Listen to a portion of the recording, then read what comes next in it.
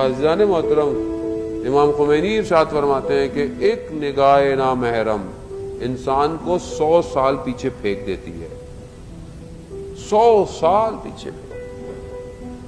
100 سال تو زندگی نہیں ہے. 100 سال تو زندگی نہیں ہے ہماری. ہماری زندگی کتنی ہے؟ آج تو 20-25 میں ہی آدمی فارغ ہو رہا ہے.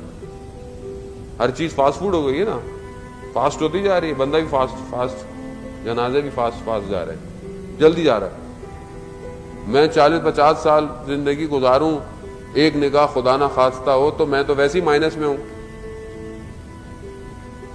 معاملہ سخت ہے عزیزان محترم، معاملہ اتنا آسان نہیں ہے جتنا ہم سمجھ رہے ہیں. یہ تو لطف کر رہے ہیں کہ اہل بیت کے ماننے والے ہیں کو آپشن ہے ہمارے پاس. باغیوں کے پاس تو آپشن بھی کوئی نہیں ہے. ایک آپشن ہے کہ چلیں نکل جائیں گے، لیکن اس کا مطلب یہ نہیں ہے کہ اس آپشن کو لیں، صبح گناہ کریں، شام کو آئیں مجلس میں. نہیں محرم آئے گا تو پھر ہم میں اور ان میں کیا فرق ہو گیا کہ جو پورے 5 دن کماتے ہیں، 2 دن اڑاتے ہیں، پھر چرچ چلے جاتے ہیں، کنفیس کر لیتے ہیں، پھر دوبارہ شروع. توبہ کے اصل معنی شرمندگی کے ہیں.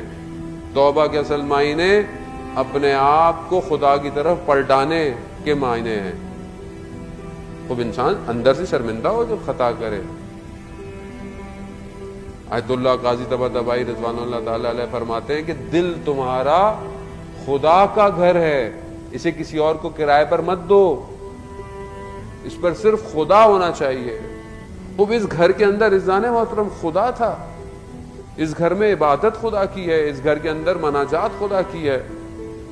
اب کیا آپ دیکھیں کہ بی بی کائنات کی سیدہ ہیں، مگر جو ہے وہ چکیاں پیس رہی ہیں اور بچے کو پال رہی ہیں.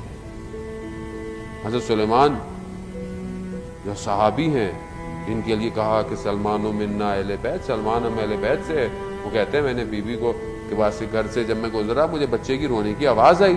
میں نے دیکھا کہ بچہ گریا کر رہا ہے لیکن بیوی کام بھی کر رہی ہے، تو میں نے کہا ایک کام آپ مجھے دے دیں. کہا کہ آپ رسول خدا سے کہیں کہ آپ کو کوئی خادم دے.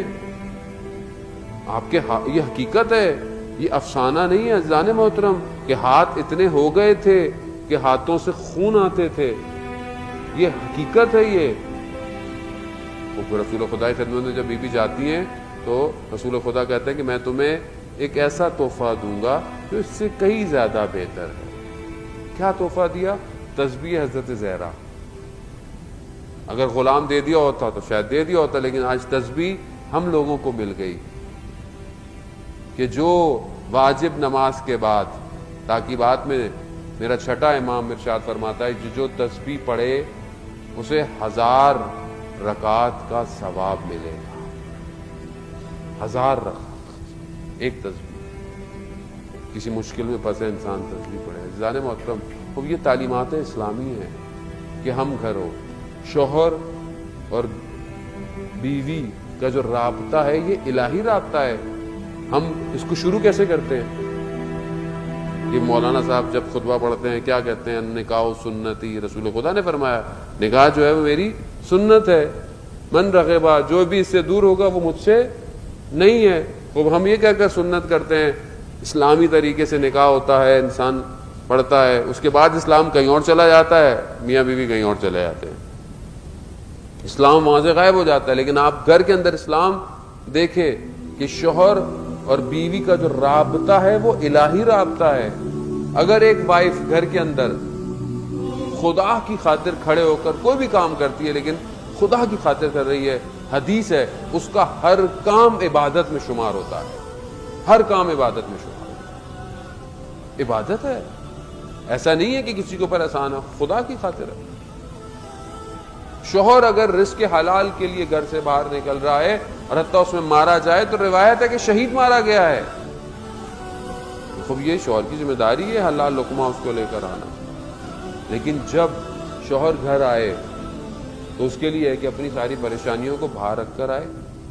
جب گھر آئے تو چہرے پر مسکراہٹ ہو، اور بیوی کے لیے بھی کہ سارا دن کوئی بھی پریشانی ہو، جب شوہر گھر پر آئے تو اس کے لیے چہرے پر مسکراہٹ.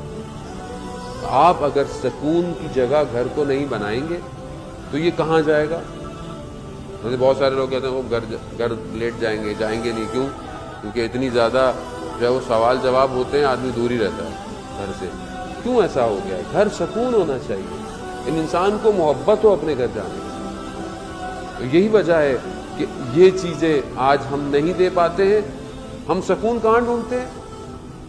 مولانا صاحب تسبیح دے دیں، مولانا صاحب کو ذکر دے دیں، تعویذ دے دیں، یہ ساری چیزیں دے دیں.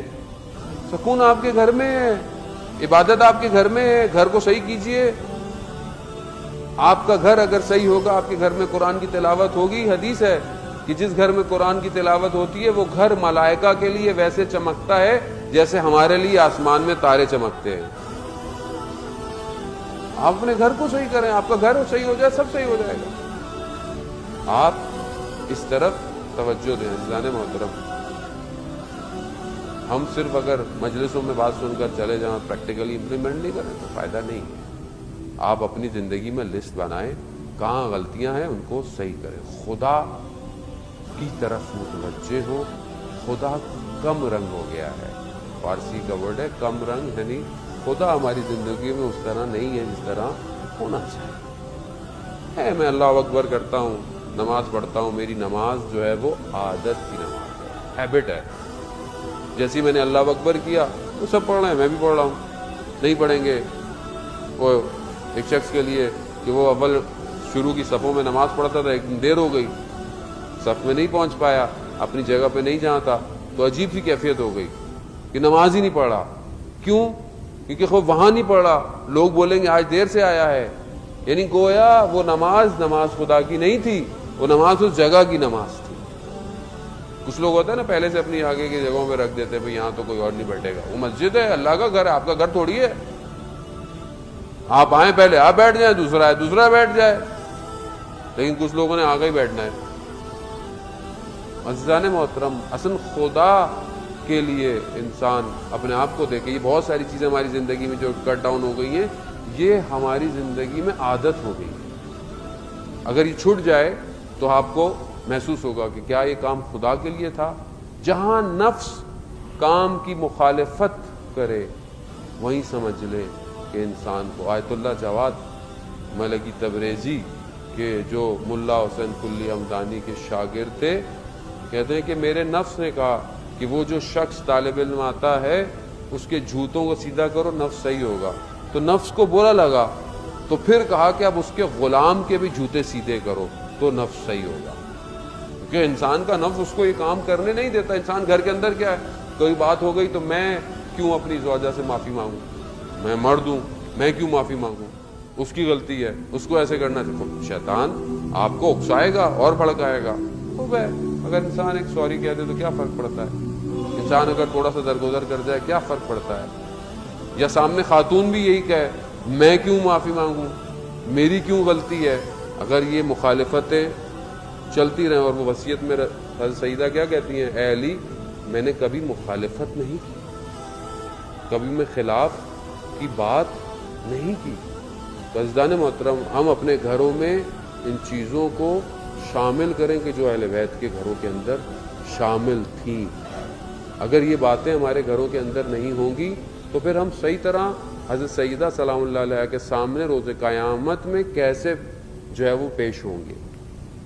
اور جبکہ ان کی خلقت، اہل بیت کی خلقت جو ہے وہ بہت پرانی خلقت ہے نا. اصل روایت ہے کہ حضرت آدم علیہ السلام نبی جب خدا نے ان کو بنایا جنت میں حضرت حوا کے ساتھ، تو انہوں نے دیکھا ایک خاتون کو کہ اس نور جو ہے وہ ان سے نکل رہا ہے، سر پہ ایک نور کا تاج ہے، 2 گوشوارے ہیں جو نور سے چمک رہے ہیں. تو حضرت آدم بہت متوجہ ہوئے کہ یہ کون ہے. کہا اے جبرائیل یہ کون سی ہستی ہے. کہا یہ آپ کی اولاد میں سے جو رسول آئیں گے یہ ان کی بیٹی ہے. کہا یہ مجھ سے پہلے خلق ہوئی ہوئی ہے. کہا یہ آپ کی خلقت سے 4000 سال پہلے خدا کے علم وجود میں یہ قائم تھے. یہ روایت میں نہیں دیکھا میں نے کہ یہ خلق تھے، بلکہ موجود تھے. کب تھے نہیں پتا. اب یہ 4000 سال کون سے سال ہیں وہ نہیں پتا. یہ ظاہر سورج زمین چاند بعد میں بنے، یہ لائٹ ایئرز تھے، کون سے ایئر تھے؟ گویا یہ خلقت پہلے کی ہے، یہ خدا نے انہیں بشر کے لبادے میں ہماری ہدایت کے لیے بھیجا، اور اگر ہم ان کو اس طرح فالو نہیں کریں تو روز قیامت میں ہم ان کے آگے شرمندہ ہیں۔